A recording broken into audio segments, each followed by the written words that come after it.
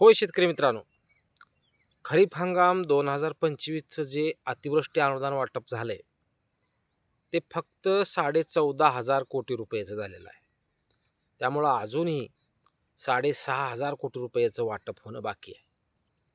कारण राज्य शासनाकडून 31 ते 32,000 कोटी रुपये मंजूर करण्यात आले.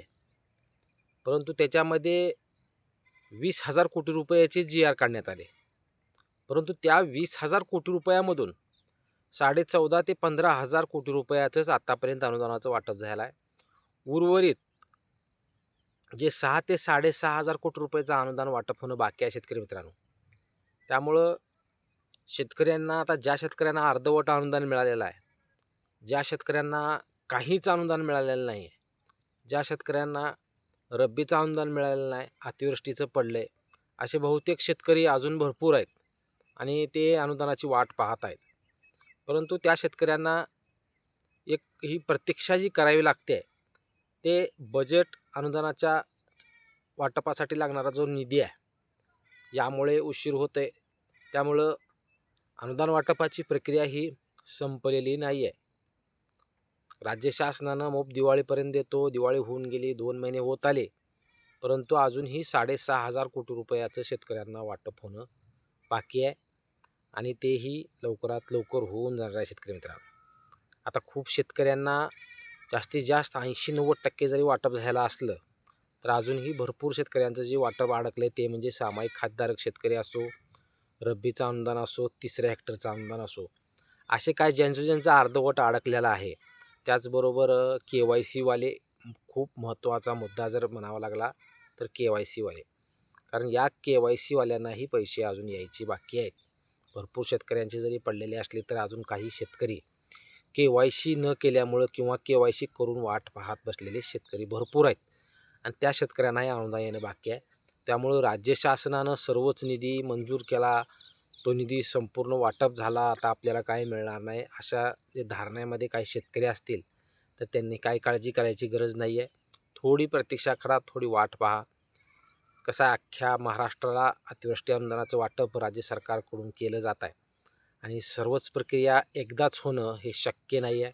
कारण आत्तापर्यंत पडलेल्या शेतकऱ्यांना वाटते की आम्हाला पडलं, आता काही शेतकऱ्यांचं राहिलं, अडकले. असं काही नाही. काही शेतकरी म्हणतात की आता ज्यांना पडलं ते पडलं, आता अडकलेले अडकले. तर असं होऊ शकणार नाही आहे. राज्य शासनाचा शब्द आहे की एकही शेतकरी अनुदानापासून वंचित राहणार नाही आहे. त्यामुळं जास्तीत जास्त अतिवृष्टीचे जरी अनुदानाचे पैसे सर्व शेतकऱ्यांना पडले असले तर रब्बी अनुदानाचे काही शेतकऱ्यांना, सामायिक खातधारक शेतकऱ्यांना व KYC न केलेल्या व KYC करून बसलेल्या शेतकऱ्यांना एकही रुपया अजून आलेला नाही. परंतु त्याही शेतकऱ्यांचे पैसे मंजूर आहेत आणि त्याही शेतकऱ्यांचे पैसे पडणार आहेत.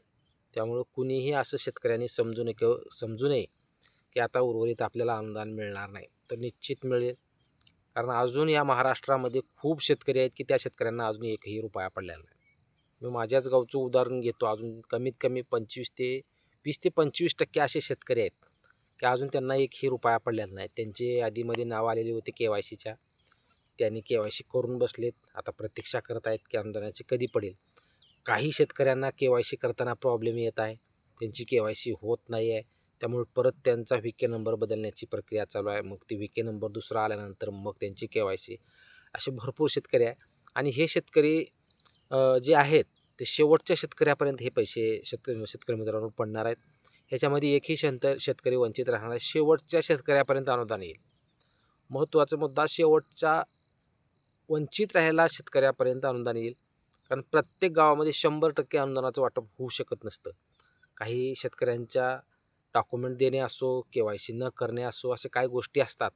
परंतु प्रशासनाचा आदेश आहे की जोही शेतकरी अनुदानापासून वंचित राहील त्याची यादी लावली जाईल. त्या शेतकऱ्याला संपर्क केला जाईल. त्या शेतकऱ्याकडून डॉक्युमेंट घेतले जातील, त्यांची KYC करून घेतली जाईल व त्यांचं ते अनुदान त्यांच्या खात्यामध्ये जमा केलं जाईल. त्यामुळं 14,500 कोटी रुपयाचं वाटप झालं आहे. त्यामुळे उर्वरित ज्या शेतकऱ्यांचं अजून जे काही अनुदान रखडलेलं आहे ते अजून 6,500 कोटी रुपयाचं वाटप होणं बाकी आहे. त्यामुळं उर्वरित सर्वच शेतकऱ्यांना पैसे मिळणार आहेत. असा एकही शेतकरी याच्यामध्ये राहणार नाही आहे. कारण आता खूप शेतकऱ्यांच्या ज्या कमेंटमध्ये जर पाहिलं गेलं तर आता जास्तीत जास्त खूप शेतकऱ्यांच्या अनुदानाच्या एखाद दुसरं अनुदान कोणाचं तर राहिलेलं आहे, ते म्हणजे रब्बीचा असो, तिसऱ्या हेक्टरचा असो, सामायिकवाला असो किंवा KYC करून बसलेला शेतकरी असो. अशा काही शेतकरी अजूनही राहिलेले आहेत. तर त्याही शेतकऱ्यांना अनुदानाची रक्कम त्यांच्या खात्यामध्ये वर्ग होणार आहे. त्यामुळं कुणीही ज्या शेतकऱ्यांना अजून अनुदान मिळालेलंच नाही आहे, कसलंच ₹1 किंवा एखाद्या शेतकऱ्याचं अतिवृष्टीचं पडलंय परंतु रब्बीचा अडकलेला आहे, त्याही शेतकऱ्यांनी काही चिंता करायची गरज नाही. सामायिक खातधारकाचंही अनुदान पडून जाणार आहे.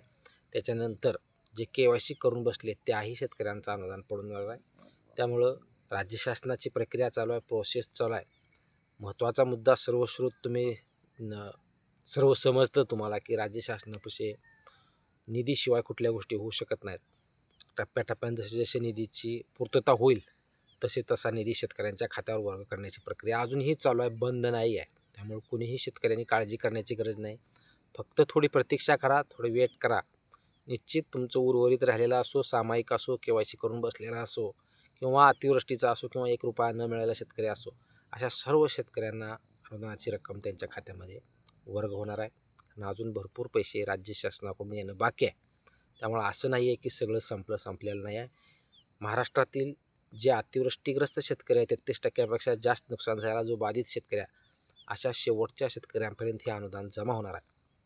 राज्य शासनाकडून जरी 20,000 कोटीचे निधी जरी GR काढले असले, परंतु तेवढे पैसे राज्य शासनाकडून अजून मिळालेले नाही आहेत. त्यामुळे निश्चितच हे पैशाचं वाटप लवकरच होऊन जाईल. जसा जसा निधी येईल तसा शेतकऱ्यांच्या खात्यामध्ये पैसे पडायला सुरुवात होईल. आणि महत्त्वाचा मुद्दा याच्यामध्ये जर पाहिलं तर शेतकरी मित्रांनो, ऑक्टोबरमध्ये ज्या शेतकऱ्यांचं अतिवृष्टीने नुकसान झालं होतं, अशा शेतकऱ्याचं अनुदान मात्र जानेवारीमध्ये जमा होणार आहे. त्यामुळे उर्वरित जे अतिवृष्टीचं अनुदान आहे ते शेतकऱ्यांचं प्रोसेसप्रमाणे कधीही अचानक पडायला सुरुवात होईल. धन्यवाद मित्रांनो. अशाच नवनवीन व्हिडिओसाठी व अपडेटसाठी चॅनलला सबस्क्राईब करा. जास्तीत जास्त शेतकऱ्यांपर्यंत व्हिडिओ शेअर करा. धन्यवाद.